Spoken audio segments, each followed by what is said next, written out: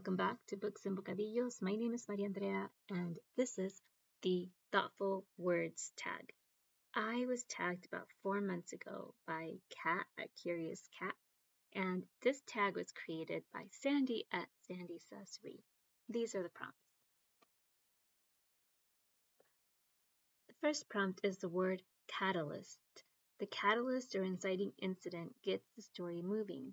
What's a book with a great hook or a memorable beginning? And my choice for this prompt is Pedro Páramo by Juan Rulfo. I have both translations here in front of me. This is Spanish, and this is the new English translation that was released in November of 2023. This new translation was done by Douglas J. Weatherford. And both of these have a foreword by Gabriel Garcia Marquez and a quote by Susan Sontag. The blurb by Susan Sontag says this is one of the masterpieces of 20th century world literature, and I agree, this is really a classic piece of literature that's definitely worth reading. So the famous first line for Pedro Páramo in Spanish reads like this.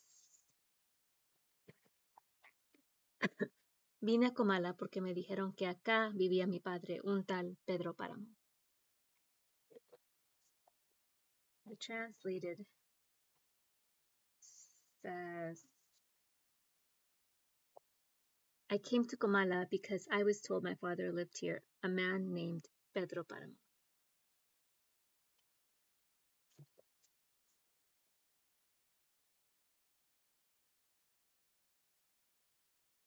I think I would have translated it a little bit different.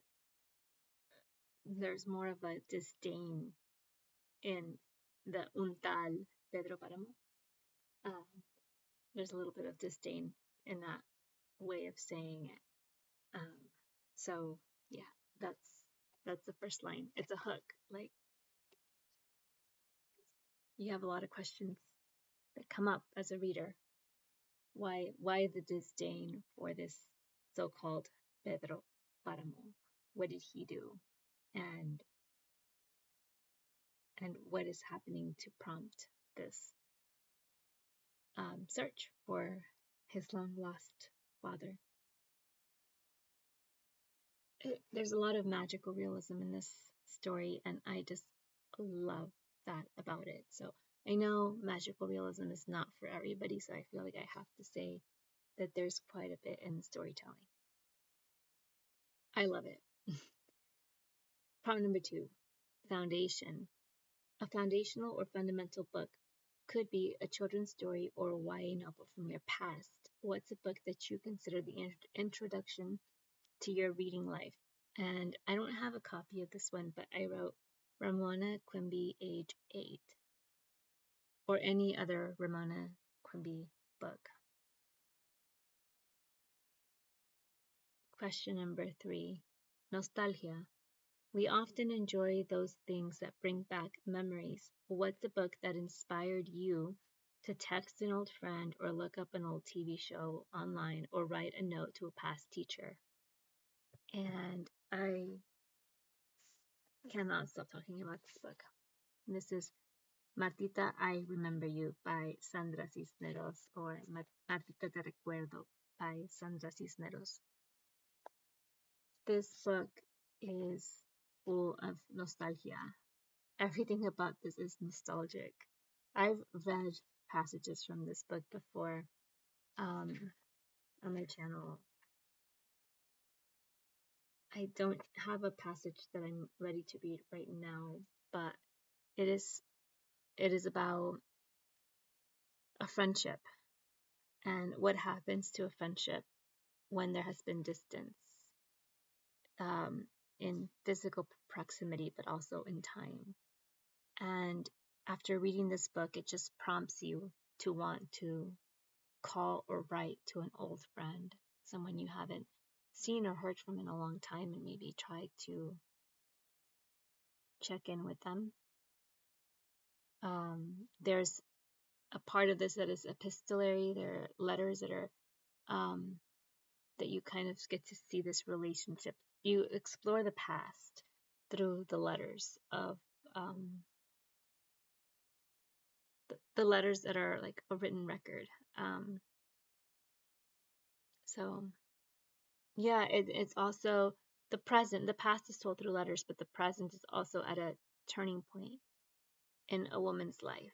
And I just think it's such a thin book, and half of the book is in English and half is in Spanish. So it's a very short novella, but in such a small amount of pages, such a small page count, you get to really feel like unearth a past and come to terms with the present and even step foot into a possible future.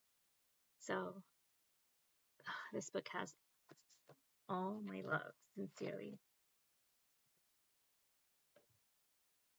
Prompt number 3. Oh, that was 3. No, nostalgia. Prompt number 4. Quick. In today's world, we're often in a hurry. What's a short story or novella you've enjoyed that made such an impression on you that you can't get it out of your mind? Okay, I don't have this short story collection with me.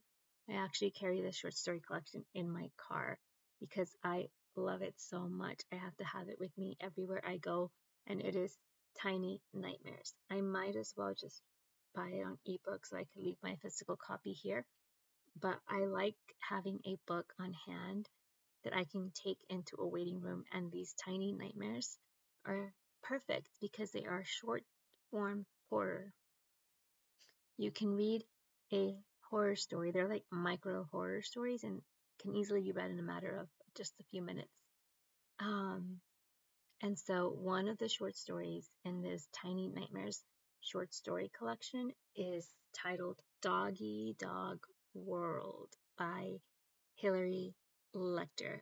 I love Hilary Lecter. This short story, I had heard of Hilary Lecter before, and um I had one of her books already purchased but sat and read, and then I got to read Doggy Dog World, and I was hooked and immediately wanted to go on and read Temporary. And then since then, I've also purchased Terrace Story, which is her newest, and I haven't read that one yet. But if you read Doggy Dog World by Hilary Lecter, you're gonna be hooked. I promise. It's just a great like micro horror story. It's amazing. I I loved it, and immediately after finishing it, I wanted everybody, especially all of my friends who have dogs, to read it. Um, it's really, really good. Question number 5. The word is nature. We can't be always consumed by technology. What's a book, fiction or nonfiction, that inspired you with its message or characters to go outside? Did the book have animals for characters, for companions? Did the characters spend time camping or journeying through an outdoor world? Tell us. Okay, I picked a nonfiction, and my choice was Wintering by Catherine May. This is one of my favorite books of all time, and it matches my sweater. Huh. This is one of my favorite colors of all time, so it's a perfect book for me. But all seriousness, this book changed my life. This book got me in the practice of doing the New Year's Day, or the New Year's, just in the new year, do the winter bathing.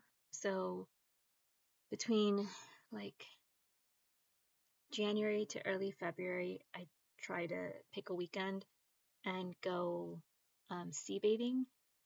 And it's fun when I get to pick the coldest weekend. I actually went on the 2nd of January, and we went really, really early in the morning. Left my house at like 5:30 in the morning. Got to see the sun kind of rise. It was very, very cloudy, so just a few rays were peeking through the clouds. And got to do a little bit of a winter bath in the sea in the Gulf of Mexico, and it was so good. It is so therapeutic. So that is discussed in this book. This book motivates me to get up early, to connect with nature, to listen to the birds singing, to look at the small ways in which nature is revealing itself in the winter and its its skin, its process for us, and how we can um, heal and grow and come out of a winter um, with just like a new understanding or perspective. I absolutely love this book. I feel like every book I'm talking about, I could just like hug and hold it for like ever. Next word is melancholy. Having a sense of melancholy is not necessarily a bad thing. It can give one time to relax and reflect. What's a book that broke your heart and made you think deep thoughts? Okay, so the book that we're actually currently reading for my Books and Bocadillos book club is Lost Children Archive by Valeria Luiselli. I'm not done with this. I've just started it. I am maybe about 25% of the way in, and I already love it so much. It's talking about, the prompt's talking about like a book that broke your heart. Yes, this book is heartbreaking. It's so well written. It's such a beautifully told story. Um, that even though the context, like the environment, the subject matter is heartbreaking, it's so beautifully told with such a heart, like um, such an authenticity and a clarity and a quiet, like reflective tone. I just love it so much already. I cannot wait to continue reading and talking about it with everybody, all of you friends who are participating in the read along. And I can share as of right now that this is very reflective in tone. And it is heartbreaking, but it is very reflective. And I really, really love it. And it also matches my sweater. Okay. Question number 7 is the word penultimate. What's your favorite or best second to last book in a trilogy or series? Why was it so good? I don't know that I can think of a series or a trilogy in which I've read the penultimate book. I feel like I'm in the middle of a series, but I am not at the penultimate book. The Tita Rosie's Kitchen Mystery series is the one that I'm mostly caught up with, but I can't say that I don't know if the book I'm reading, I know it's not the last book, but I don't know if it's the penultimate book. I don't think it's a penultimate book. So I don't know. I'm reading Bridgerton, but I'm not even close to the penultimate book in that series. So I'm thinking of other series, but I haven't gotten there yet. So I don't have an answer for this one. Question number 8, or prompt number 8, restorative. We can all use something that brings us back to reading. What's a book, fiction or nonfiction, that pulled you out of a reading slump or lit a fire in your soul? Bridgerton. Bridgerton always gets me out of a reading slump. It's been a while. I haven't read it in a little while, but I know I can always count on Bridgerton to pull me right out of a reading slump. I am going to be reading, in 2025, I'm going to be reading Eloise's Story, which is book 5. Prompt number 9, bonus prompt. A gift. What's a book you would give to a dear friend as a birthday or Christmas present, and why? I thought about this. I think a book that I've given away as a gift a couple of times, and I would easily give it again, is The Book of Delights by Ross Gay. I think that's a really great book to gift. It's very reflective. It's a great Christmas present because it's it's one of those books that you can start in the new year and it'll read really nicely. You could read one story or essay at a time. It's a collection of essays by Ross Gay, and they are reflective.